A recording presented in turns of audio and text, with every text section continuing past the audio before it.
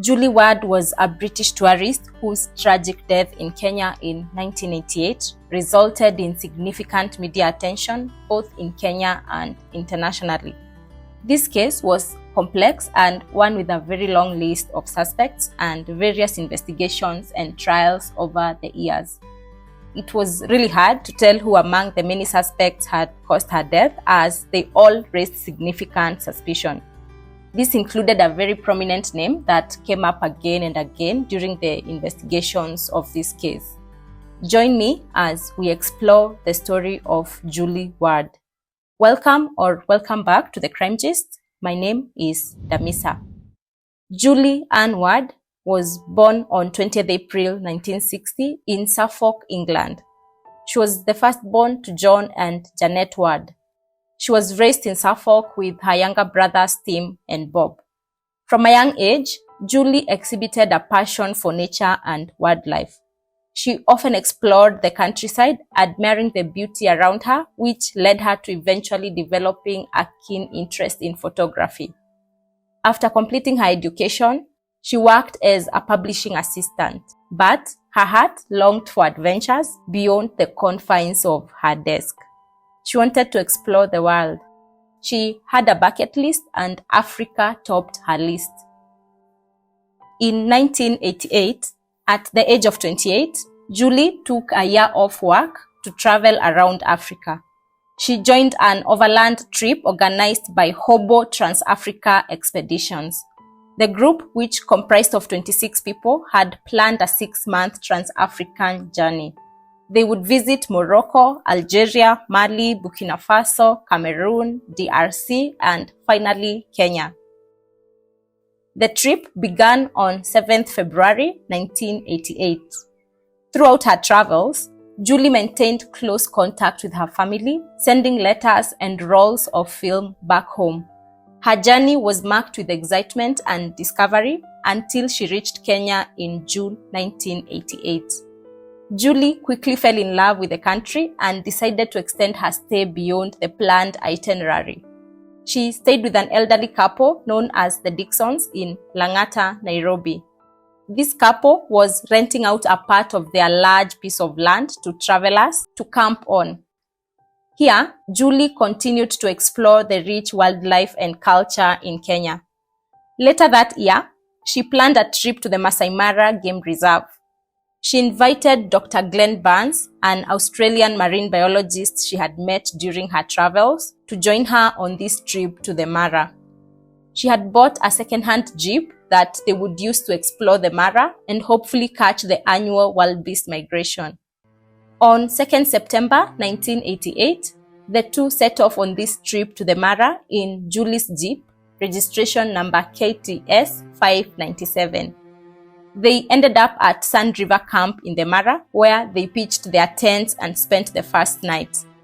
The following day, 3rd September, the two took Julie's Jeep and drove around the Mara in search of wildlife.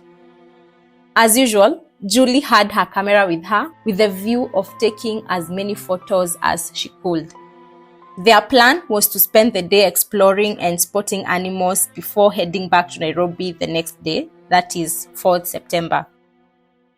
They were not in any way expecting their car to break down during that trip, which it did that day as they were exploring the reserve. Disappointed, they called a tow truck which towed the jeep towards a nearby lodge known as the Mara Serena Lodge. When the car was checked, they discovered that the fuel pump was broken and it needed replacement.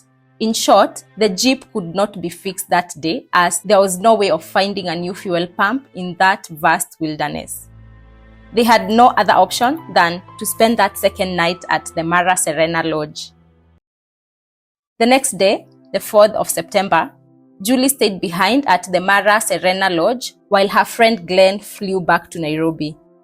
Glenn had an important conference he needed to attend that couldn't wait. He promised to purchase the fuel pump in Nairobi and send it over to Julie to fix her car.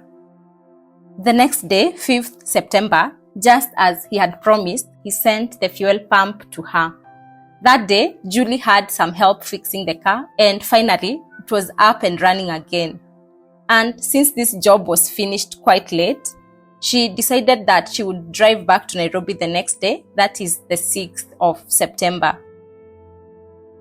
The following day at around noon, Julie left the Mara Serena Lodge to retrieve her camping equipment from Sand River Camping Ground.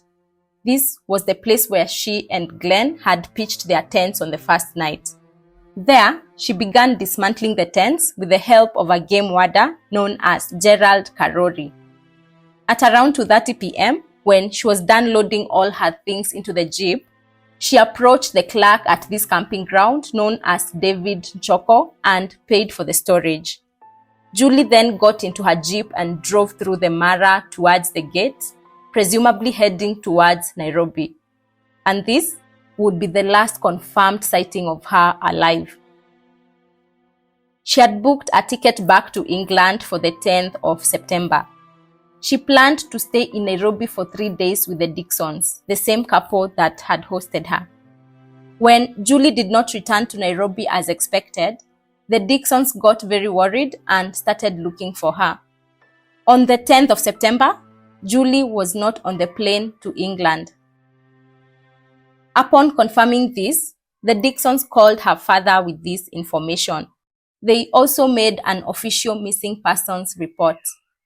Julie's father, John Ward, quickly booked a ticket to Kenya, arriving 2 days later on the 12th of September.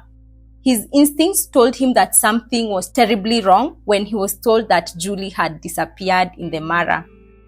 He quickly organized a search party that included local staff and hired 5 planes to scour the expansive Masai Mara Reserve from above.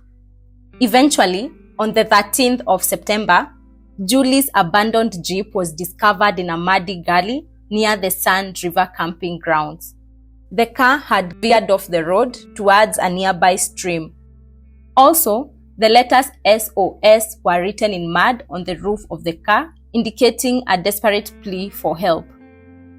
Inside the car were Julie's personal effects, that is, clothing items, a pair of binoculars, a map, 2 bottles of beer, and film canisters. The same day, during this critical moment in search of his daughter, Mr. Ward was approached by a local guide. The man, known as Simon Olemakala, was the chief game warden at the Masai Mara at the time. Simon Olemakala had discovered parts of a human body in a burnt-out area near one of the gates in the Mara. This was approximately 10 kilometers from where her car was found. He reported that he had stumbled upon a left leg that seemed to have been burnt. From what he observed, the leg belonged to a white female. They had found Julie at last, but not in a state that they would have wanted to find her. Her body parts were in pieces and it seemed like she had been burnt beyond recognition. Only bits and pieces of her were found. And in the burnt-out area, various items were also found, including a pair of half-burnt sunglasses, film cassettes, and a lock of her hair. And so, investigations began. Initially, Kenyan authorities had their own theory. They suggested that Julie might have been killed by wild animals or struck by lightning. However, John Ward's persistent inquiries and his own private investigations revealed evidence of foul play. An autopsy conducted by Dr. Adel Shekhar concluded that Julie had died from injuries inflicted by a blunt object before being burnt. Dr. Shekhar said that from looking at the leg, he could tell that it had been cut by a sharp object. He believed that she had been dismembered and then burnt. He concluded that her cause of death was homicide. However, when John Ward, through persistent efforts, got a hold of that autopsy report, he noticed that it had been tampered with. A lot of words had been crossed or cancelled out. For example, the words cut by a sharp object were cancelled and replaced with the words cracked and torn. Later, it was discovered that Dr. Shekhar's boss, that is Mr. Jackson Kaviti, had altered those words.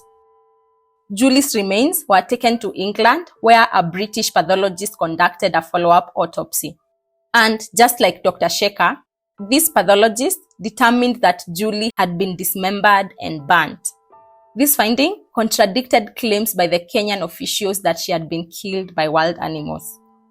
John Ward dedicated nearly £2 million and over 100 trips to Kenya in pursuit of justice for his daughter. But despite his desperate pleas for help, John found himself increasingly frustrated by the lack of urgency and support from the Kenyan authorities. He accused the Kenyan government of attempting to suppress information about his daughter's murder to protect the country's tourism industry. Following his persistence, an inquest was held at Nairobi in 1989. This inquest came to the conclusion that this was a homicide. However, no one was charged at this stage. In February 1990, Scotland Yard's detectives were sent to Kenya to investigate this case. These investigations faced significant obstacles, including allegations of cover-up and lack of cooperation from the Kenyan authorities.